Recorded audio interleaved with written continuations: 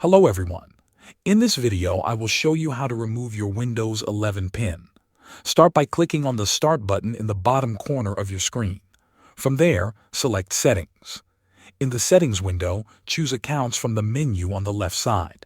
Then click on Sign in Options. Here you will see different ways to sign into your computer. Look for PIN Windows Hello. Click on it to expand the options. You will see a button that says Remove. If it is grayed out, just scroll down and toggle off the For Improved Security option, then reload the settings window and select Remove. A message will appear asking if you are sure you want to remove your PIN. Click Remove again. Now Windows will ask you to confirm your identity. This may be done with your Microsoft account password or with another sign-in method you already set up. Enter the password and confirm. Once that is done, your PIN will be removed. That is how you remove the PIN from Windows 11. Thanks for watching.